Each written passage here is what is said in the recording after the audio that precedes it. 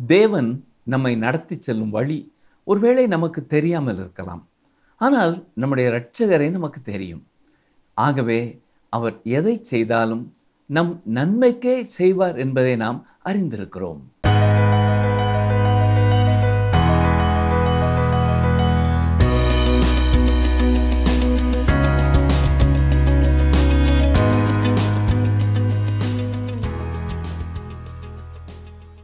பரிசுத்த வேதத்தின் போதனைகளில் முரண்பாடு இல்லை.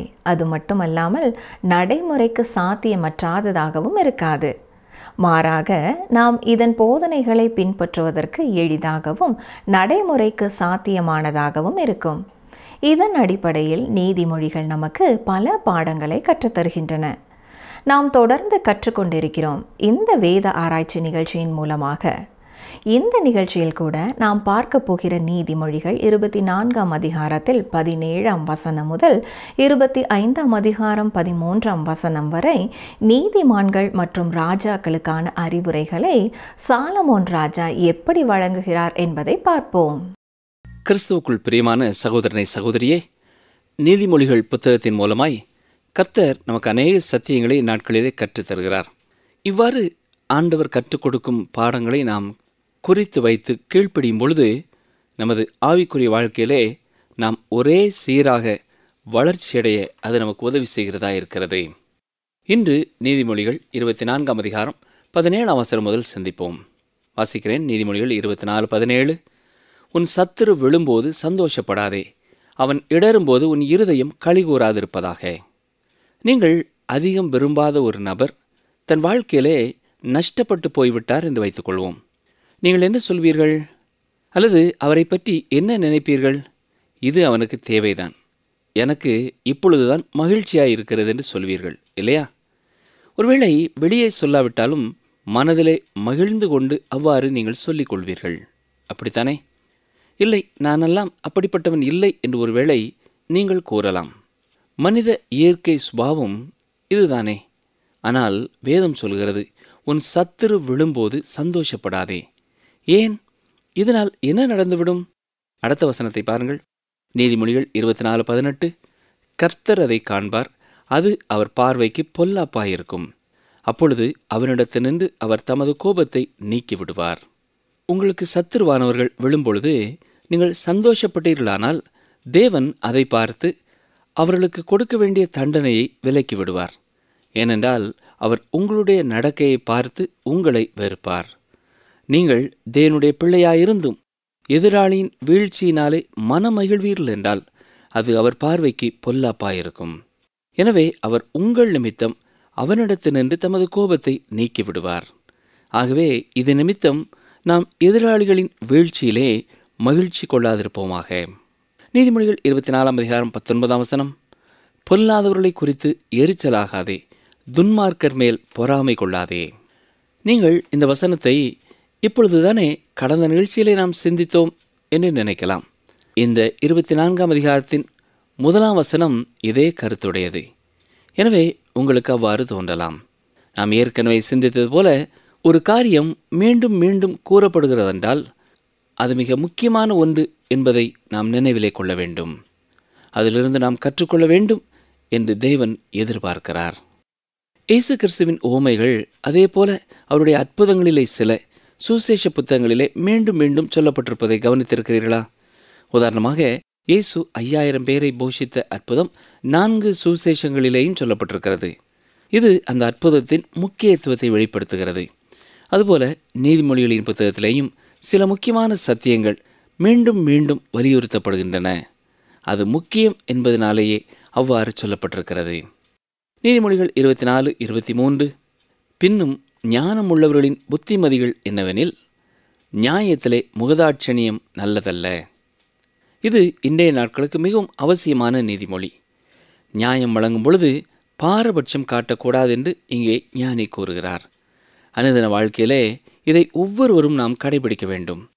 எந்த ஒரு அலுவலகத்திலே நீங்கள் பணி செய்தாலும் ஏழைக்கு ஒரு நியாயம், பணக்காரருக்கு ஒரு நியாயம் என்று வழங்காதிருங்கள். பாரபட்சம் பார்க்காதிருங்கள்.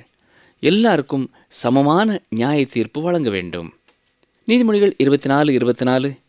துன்மார்க்கனை பார்த்து, நீதிமானாய் இருக்கிறாய் என்று சொல்லுகிறவனை ஜனங்கள் சபிப்பார்கள், பிரஜைகள் அவனை வெறுப்பார்கள். இன்று அநேகர் மற்றவர்களை உற்சாகப்படுத்த வேண்டும் என்பதற்காக அவர்கள் பாவத்திலே வாழ்ந்து கொண்டிருந்தாலும் அவர்களை பார்த்து நீங்கள் நீதிமான் என்கிறார்கள். மற்றவர்களை கடிந்து கொள்ள தைரியம் இல்லாமலும் அவர்கள் துன்மார்க்கமாய் சென்றாலும் நியாயமான வழிகளிலே செல்கிறதாக புகழ்கிறார்கள். சிலர் கண்டிக்க வேண்டியவர்கள் புகழ் பாடுகிறார்கள். இப்படிப்பட்ட காரியத்தை நீங்கள் சபைக்குள்ளும் சமுதாயத்திற்குள்ளேயும் பார்க்கலாம். நீதிமொழிகள் 24:29, அவன் எனக்கு செய்த பிரகாரம் நானும் அவனுக்கு செய்வேன், அவன் செய்த செய்கைக்கு தக்கதாக நானும் அவனுக்கு சரி கட்டுவேன் என்று நீ சொல்லாதே. இதுவும் பழிவாங்குவதை பற்றியே சொல்கிறது. நாம் இதை குறித்து முன்பு தியானித்தது நினைவிலே இருக்கலாம்.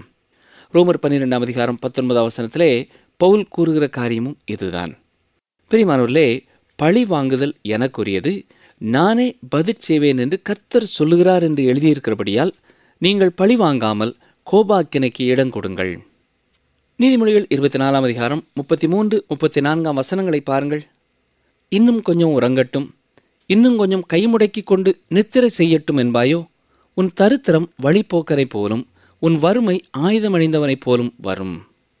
இந்த இளம் வாலிபன் ஞானமாகிய கல்லூரியிலே பயின்று வெகு சீக்கிரத்திலே பட்டத்தை பெறப்போகிறான். அவன் அநேக சிறந்த காரியங்களை ஞானத்தை கற்றுக்கொண்டாலும் அவன் சோம்பேறியாக இருந்தான் என்றால் பிரயோஜனம் ஒன்றுமில்லை. அவன் படித்ததை சுறுசுறுப்பாக வாழ்க்கையிலே பயன்படுத்தினால்தான் வாழ்க்கையிலே அவன் முன்னேற்றம் அடைய முடியும். இல்லை என்றால் தரித்திரமே அவனை தேடி வரும். தொடர்ந்து நீதிமொழிகள் 25 சில வசனங்களை பார்ப்போம். இந்த அதிகாரத்திலே காணப்படுகிற நீதிமொழிகளும் சாலமோன் ஞானி எழுதியவைதான். ஆனாலும் எசேக்கியா ராஜாவின் மனுஷர் இதை தொகுத்து தந்திருக்கிறார்கள். வாசிக்கிறேன். நீதிமொழிகள் 25 யூதாவின் ராஜாவாகிய எசேக்கியாவின் மனுஷர் பேர் தெளிதின சாலமோனுடைய நீதிமொழிகள். காரியத்தை மறைப்பது தேவனுக்கு மேன்மை, காரியத்தை ஆராய்வதோ ராஜாக்களுக்கு மேன்மை. இயேசு கிறிஸ்து யோவான் 5:39 கூறின காரியமே இந்த வசனத்திலே சொல்லப்பட்டிருக்கிறது. வேத வாக்கியங்களை ஆராய்ந்து பாருங்கள் என்று இயேசு கூறினார். அதே போல அப்போஸ்தலனாகிய பவுல் தீமோத்தேயுக்கு எழுதும் பொழுதும் 2 தீமோத்தேயு 2:15 நீ வெட்கப்படாத ஊழியக்காரனாயும் சத்திய வசனத்தை நிதானமாய் பகுத்து போதிக்கிறவனாயும் உன்னை தேவனுக்கு முன்பாக உத்தமனாக நிறுத்தும்படி ஜாக்கிரதையாயிரு என்று கூறியிருக்கிறார். நாம் காரியத்தை ஆராய்ந்து பார்க்க வேண்டியது அவசியம். நமக்கு தேவன் எல்லா காரியங்களையும் வெளிப்படுத்தி காட்டவில்லை. அவர் ஒருவேளை எல்லாவற்றையும் வெளிப்படுத்தி காட்டியிருப்பார் என்றால் நம்மால் புரிந்து கொள்ள முடியுமா என்பது ஒரு சந்தேகமான காரியம்தான். அவை நம்முடைய புத்திக்கு அப்பாற்பட்டது. இதை தேவன் ஏசாயா 55:9 தெளிவாக கூறியிருக்கிறார். பூமியை பார்க்கிலும் வானங்கள் எப்படி உயர்ந்திருக்கிறதோ அப்படியே உங்கள் வழிகளை பார்க்கிலும் என் வழிகளும், உங்கள் நினைவுகளை பார்க்கிலும் என் நினைவுகளும் உயர்ந்திருக்கிறது. ஆனாலும் தேவன் நமக்கு சில காரியங்களை வேதத்தை ஆராய்ந்து பார்க்கும் பொழுது கற்றுக் கொடுக்கிறார். எனவே நாம் வேதத்தை கற்று தியானிக்க வேண்டும், அதை ஆராய வேண்டும். அது மிகவும் அவசியம். அதன் மூலமாக வேதத்தில் உள்ள இயேசுவை நாம் தரிசிக்க முடியும். நீதிமொழிகள் 25:3 வானத்தின் உயரமும் பூமியின் ஆழமும் ராஜாக்களின் இருதயங்களும் ஆராய்ந்து முடியாது. நம்முடைய மேல் அதிகாரிகள் செய்வதை ஒருவேளை நம்மால் சில வேளைகளிலே புரிந்து கொள்ள முடியவில்லை. ஆனாலும் அவர்கள் நிர்வாகத்து நிமித்தம் சரியாகவே செய்வார்கள். நமக்கு நிர்வாகத்தில் எல்லாம் தெரிந்திருக்க வாய்ப்பில்லை. அதுபோல தேவனுடைய வழிகளையும் அறிய முடியாது. அவர் நம்மை நடத்தி செல்லும் வழி ஒருவேளை நமக்கு தெரியாமல் இருக்கலாம். ஆனால் நமக்கு நம்முடைய இரட்சகரை தெரியும். ஆகவே அவர் எதை செய்தாலும் நம்முடைய நன்மைக்காகவே செய்வார் என்பதையும் நாம் அறிந்திருக்கிறோம். நீதிமொழிகள் 25:4-5 வெள்ளியினின்று களிம்பை நீக்கிவிடு, அப்பொழுது தட்டானால் நல்ல உடைமை பிறக்கும். ராஜாவின் முன்னின்று துஷ்டரை நீக்கிவிடு, அப்பொழுது அவனுடைய சிங்காசனம் நீதியினால் நிலை நிற்கும். அருமையானவர்களே, ஒரு தீமையான ஆலோசகரை ஒருவன் உடையவனாயிருந்தால் அவனைப் போல துர்பாக்கியசாலி உலகத்திலே வேறு யாரும் இல்லை என்று சொல்லலாம். இந்த துஷ்டர் தவறான ஆலோசனை கொடுத்து அவர்களை பாவத்திற்கும் அநேக நஷ்டத்திற்குள்ளும் கொண்டு போய் விட்டு விடுவார்கள். உங்கள் வாழ்க்கையிலே இப்படிப்பட்ட துஷ்டர்கள் இல்லாததற்காக கர்த்தருக்கு நன்றி செலுத்துங்கள். இந்த மனிதர்கள் கையிலிருந்து நீங்கள் தப்பி காக்கப்படும்படியாக கர்த்தரிடம் அதிகமாய் செபியுங்கள். இவர்கள் மற்றவர்களை வாழ்க்கையின் தவறான திசைக்கு அழைத்துச் செல்கிறவர்கள். அதன் முடிவு மரணமே. இதற்கிடையில் இந்த துஷ்ட ஆலோசகர்கள் பெரிய பதவியில் இருக்கிறவர்களுக்கு அமைந்து விட்டார்கள் என்றால் அது எப்படி இருக்கும் என்பதை கற்பனை செய்து கூட பார்க்க முடியாது. இந்த தீய ஆலோசகரின் தூண்டுதலினாலே உயர் அதிகாரிகள் எடுக்கும் முடிவு அநேக பணியாளர்களை, பொதுமக்களை பாதிக்கும் முடிவாயிருக்கும். எனவேதான் ஞானி ராஜாவின் முன்னின்று துஷ்டரை நீக்கிவிடு, நல்ல ஆலோசகரை வை என்று சொல்கிறார். நீதிமொழிகள் 25ஆம் அதிகாரம் 6-7 வசனங்கள். ராஜாவின் சமூகத்தில் மேன்மை பாராட்டாதே, பெரியோர்களுடைய ஸ்தானத்தில் நில்லாதே. உன் கண்கள் கண்ட பிரபுவின் சமூகத்தில் நீ தாழ்த்தப்படுவது நல்லதல்ல. அவன் உன்னை பார்த்து மேலே வா என்று சொல்வதே உனக்கு மேன்மை. இந்த மிகச்சிறந்த சத்தியத்தை இயேசு கிறிஸ்து ஒரு ஊமையின் மூலமாக விளக்குகிறார். இயேசுவின் நாட்களிலே வாழ்ந்த யூத மத தலைவர்கள் இந்த நீதிமொழிகளுக்கு செவிசாய்க்காமல் செயல்பட்டு கொண்டிருந்தார்கள். எனவே இயேசு அவர்களை பார்த்து இந்த சத்தியத்தை சொன்னார். இயேசு ஒரு விருந்திற்கு சென்றார். அப்பொழுது அந்த விருந்திற்கு வந்தவர்கள் எல்லாரும் போட்டி போட்டுக்கொண்டு முதன்மையான இடத்தை பிடிக்க போராடி கொண்டிருந்தார்கள். இயேசு அமைதியாக நின்று கொண்டிருந்தார். பின்னர் அங்கே இருந்தவர்களை பார்த்து விளக்கம் கூறினார். ஒருவனால் கல்யாணத்துக்கு நீ அழைக்கப்பட்டிருக்கும்போது பந்தியில் முதன்மையான இடத்தில் உட்காராதே. உன்னிலும் கனமுள்ளவன் ஒருவேளை அவனால் அழைக்கப்பட்டிருப்பான். அப்பொழுது உன்னையும் அவனையும் அழைத்தவன் உன்னிடத்தில் வந்து இவருக்கு இடம் கொடு என்பான். அப்பொழுது நீ வெட்கத்தோடே தாழ்ந்த இடத்திற்கு போக வேண்டியதாயிருக்கும். நீ அழைக்கப்பட்டிருக்கும் போது போய் தாழ்ந்த இடத்தில் உட்காரு.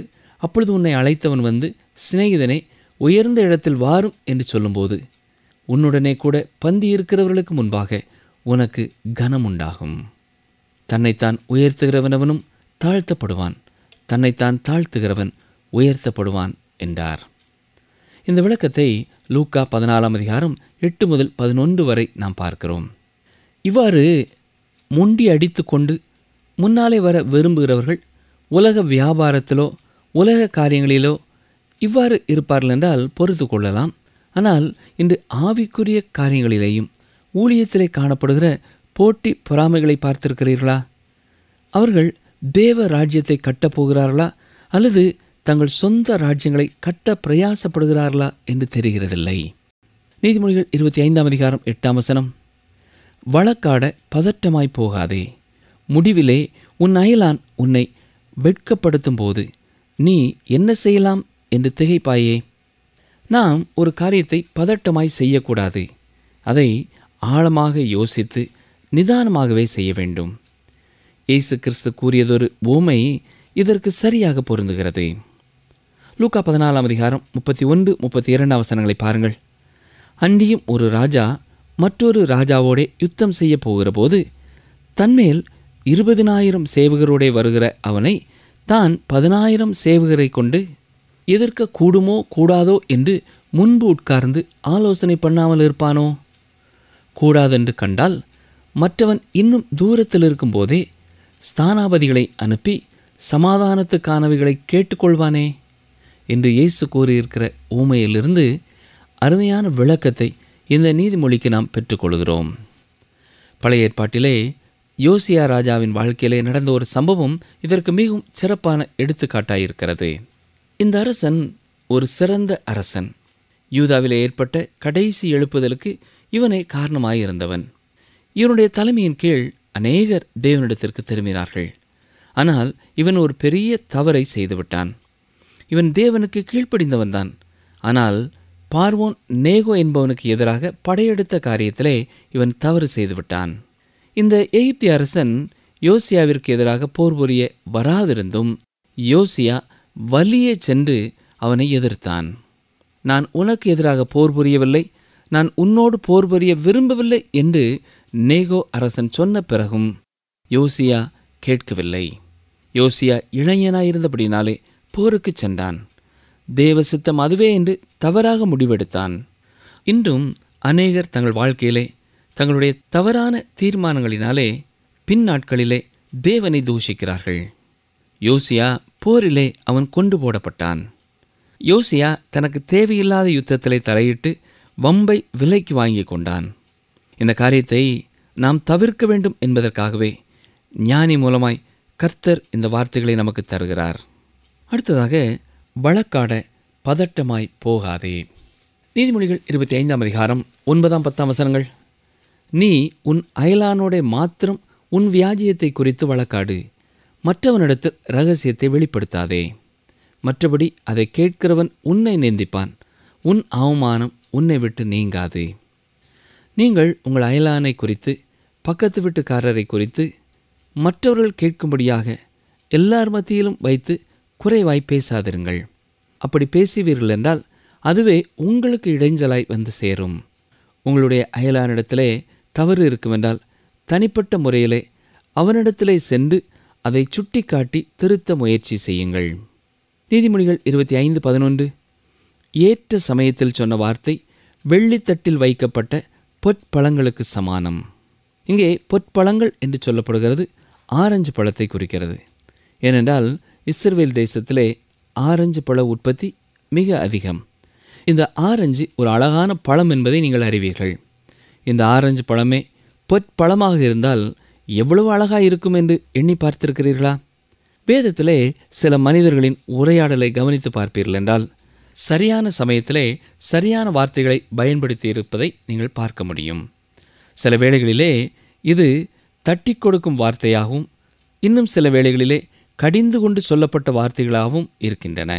என்றாலும் அந்த வார்த்தை சொல்லப்பட வேண்டிய சரியான நேரத்திலே சரியான சூழ்நிலையிலே அவசியமாயிருந்தது.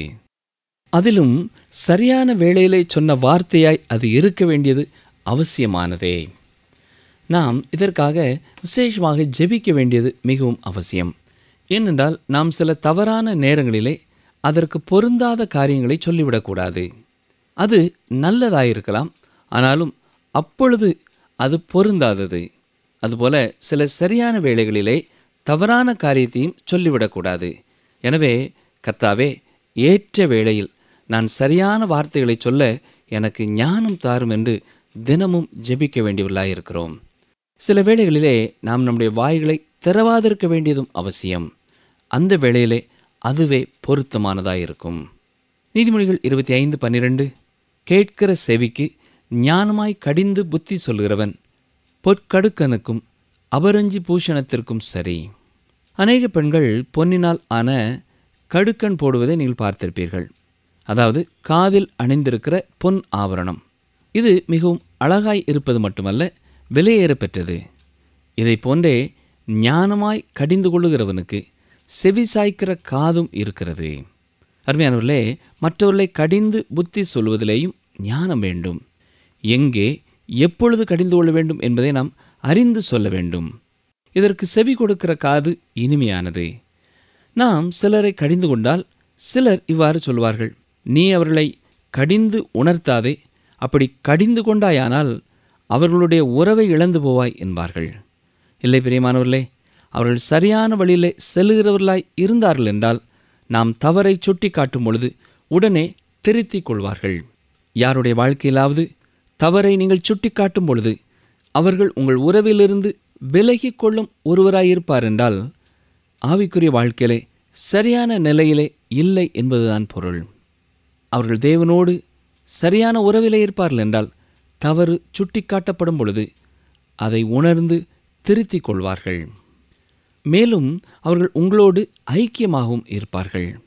அதே வேளையிலே அவர்கள் தவறான பாதையிலே செல்ல முடிவு செய்தவர்களாய் இருந்தால் நீங்கள் கடிந்து உணர்த்தும் பொழுது உங்களை எதிர்ப்பார்கள், உங்களை வெறுப்பார்கள், உங்களை விட்டு பிரிந்து செல்வார்கள். நாம் மற்றவர்களால் கடிந்து கொள்ளப்படும் காலம் ஒன்று உண்டு. நாம் சிலரை கடிந்து கொள்ளும் காலமும் உண்டு. கடிந்து கொள்ளுதலுக்கு செவி சாய்ப்பதை நலம் என்று ஞானி கூறுகிறார். நீதிமொழிகள் 25:13 பாருங்கள். கோடை காலத்தில் உறைந்த மழையின் குளிர்ச்சி எப்படி இருக்கிறதோ அப்படியே உண்மையான ஸ்தானாபதியும் தன்னை அனுப்பினவனுக்கு இருப்பான். அவன் தன் எஜமான்களுடைய ஆத்துமாவை குளிர பண்ணுவான். இஸ்ரவேல் தேசத்திலே அறுவடை நேரத்திலே வெயில் அதிகம்தான். அப்பொழுது உறைந்த மழையின் குளிர்ச்சி அந்த மக்களுக்கு புத்துணர்ச்சியையும் இதத்தையும் கொடுக்கும். அதுபோல ஒரு பணிக்கென அனுப்பப்பட்டவன் தன்னுடைய பணியை செவ்வையாக செய்வதனால் தன்னை அனுப்பினவனை குளிர பண்ணுகிறான், அவனை மனமகிழ பண்ணுகிறான். இப்படிப்பட்டவர்களை பார்த்தே இயேசு கிறிஸ்துவும் மத்தேயு 25:21 நல்லது, உத்தமமும் உண்மையுமுள்ள ஊழியக்காரனே என்று அழைக்கிறார். நாம் நம்மை சுற்றிலும் உண்மையுள்ள மக்கள் இருக்க விரும்புகிறோம். கணவன் உண்மையான மனைவி வேண்டும் என்று விரும்புகிறான். பெற்றோர்கள் உண்மையுள்ள பிள்ளைகளை பாராட்டுகிறார்கள். எஜமான் உண்மையுள்ள வேலைக்காரனை தேடுகிறான். கர்த்தருடைய ஊழியரும் உண்மையுள்ள சபை உறுப்பினர்களை விரும்புகிறார்கள். ஆம் அருமையானவர்களே, உண்மை என்பது ஒரு சிறந்த குணம். மற்றவர்களிடத்திலே உண்மையை எதிர்பார்க்கிற நாம் மற்றவர்களுக்கு உண்மையாயிருக்கிறோமா? சற்றே சிந்தித்து பார்ப்போம். நம்முடைய குடும்பத்திலே நம்முடைய கணவனுக்கு நாம் உண்மையுள்ளவர்களாக இருக்கிறோமா? நம்முடைய மனைவிக்கு நாம் உண்மையுள்ளவர்களாக இருக்கிறோமா? நம்முடைய அலுவலகத்திலே பொறுப்பாக இருக்கிறவர்களுக்கு நாம் உண்மையுள்ளவர்களாக இருக்கிறோமா? சற்றே எண்ணி பாருங்கள்.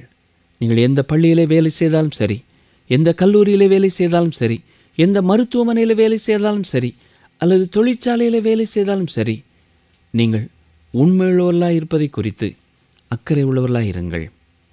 ஜெபம் செய்வோம். எங்களை நேசிக்கிற எங்கள் அன்பின் ஆண்டவரே, இன்றைக்கும் இந்த நீதிமொழிகளின் புத்தகத்திலிருந்து எங்களுக்கு நினைவுபடுத்தின சத்தியங்களுக்காக தாழ்மையோடும் முழு இருதயத்தோடும் உமக்கு நன்றி செலுத்துகிறோம் ஐயா. உம்மை ஸ்தோத்தரிக்கிறோம். யார் யார் வாழ்க்கையிலே எந்தெந்த காரியங்களை குறித்து நாங்கள் இன்னமும் கருத்துள்ளவர்களாக இருக்க வேண்டும் என்பதை இன்றைக்கு நினைவுபடுத்தினீரோ அதை குறித்து நாங்கள் ஜெபிக்கிறோம். தூய ஆவியானவரே, உம்முடைய பரிசுத்த வல்லமையினாலே எங்களை பலப்படுத்தும். உமக்கு பிரியமானவர்களாக, ஞானியின் ஆலோசனையை கேட்டு நடக்கிறவர்களாக, நாங்கள் மற்றவர்களுக்கு ஆசீர்வாதம் உள்ளவர்களாய் வாழ எங்களை தாழ்த்தி தருகிறோம். இயேசு ரட்சகரின் இன்ப நாமத்தினாலே மனத்தாழ்மையோடு கேட்கிறோம் பிதாவே, ஆமேன். நீதிமான் தன்னுடைய எதிரி விழுந்ததற்கு மனதளவிலும் கூட சந்தோஷப்படக்கூடாது. ஏனென்றால் நாம் இயேசுவின் இரத்தத்தினாலே கழுவப்பட்ட நீதிமான்களாக இருக்கிறோம். அது மட்டுமல்லாமல் கர்த்தர் இதை நம் இருதயத்தில் காணும் பொழுது அவன் மீது இருக்கிற அவருடைய கோபமானது அணைந்து போகும். அப்படி அணைந்து போவதால் அவன் செய்த தவற்றுக்கு அவன் தண்டனையை அனுபவிக்காமல் போய்விடுவான். பின்னர் நாம் கடவுளை குறை சொல்லி ஒரு பிரயோஜனமும் இல்லை. பின்னதாக துன்மார்க்கன் மேல் நாம் பொறாமை கொள்ளக்கூடாது என்ற முக்கியமான பாடத்தை கற்றுக்கொண்டோம். ஏனென்றால் அவர்கள் சேர்த்து வைக்கும் சொத்தானது துன்மார்க்கமான பாதையிலிருந்து சேர்க்கப்பட்டதாகும். நாமும் நீதியின் பாதையில் நடப்பதற்கு அழைக்கப்பட்டவர்களாக இருக்கிறோம். மட்டுமல்லாமல் நீதிமான் சோம்பேறியாக இருக்க மாட்டான். சோம்பேறியானவனோ இன்னும் கொஞ்சம் தூங்கட்டும், இன்னும் கொஞ்சம் உறங்கட்டும் என்று தன்னுடைய பாயிலேயே படுத்து உறங்குவான். பின் 24ஆம் அதிகாரத்தில் ராஜாக்களுக்கு ஆலோசனை வழங்கப்படுகிறது. தேவனுடைய மேன்மையானது காரியத்தை மறைப்பது. ஆனால் அதை மறைக்கப்பட்ட காரியத்தை ஆராய்ந்து பார்ப்பதே ராஜாக்களுக்கு மேன்மையானதாக இருக்கிறது. அதாவது நாம் தியானித்தபடி வேதத்தில் நமக்கு மறைக்கப்பட்ட பொக்கிஷங்களை நாம் ஆராய்ந்து அறிந்து கொள்ள கடமைப்பட்டவர்களாக இருக்கிறோம். சில நேரங்களில் அவர் நடத்தி செல்லும் பாதைகளை நம்மால் ஆராய்ந்து பார்க்க முடியாது. ஆனால் அதற்காக நாம் துவண்டுவிடக்கூடாது. நம் தேவன் நமக்காக எதை செய்தாலும் நல்லதற்காகவே செய்வார் என்று அவர் மேல் நம்பிக்கையாக இருக்க வேண்டும். ஒரு ராஜாவானவன் தன்னிடத்தில் இருந்து துஷ்ட ஜனங்களை நீக்க வேண்டும். ஏனென்றால் அவர்கள் மூலமாக அவனுக்கு எப்பொழுது வேண்டுமானாலும் துன்பங்கள் வரலாம். ஆகவே பிரியமானவர்களே, இந்த வேத பகுதியில் சொல்லப்பட்டது போல நீதிமான்களுக்கும் ராஜாக்களுக்கும் கூறப்பட்ட அறிவுரைகளை நாமும் நம் வாழ்க்கைக்கு எடுத்துக்கொண்டு வாழ்க்கையில் எந்தெந்த இடங்களில் எப்படி கிறிஸ்துவுக்கு பிரியமாக வாழ முயற்சிக்க வேண்டும் என்பதை நாம் சிந்தித்து கொண்டு வாழ துவங்குவோமாக. தேவன் தாமே நம்மை ஆசிர்வதிப்பாராக. மலைகள் விலகினாலும் பர்வதங்கள் நிலை பெயர்ந்தாலும் என் கிருபை உன்னை விட்டு விலகாமலும் என் சமாதானத்தின் உடன்படிக்கை நிலை பெயராமலும் இருக்கும் என்று உன்மேல் மனதுருகுகிற கர்த்தர் சொல்கிறார். ஏசாயா 54:10.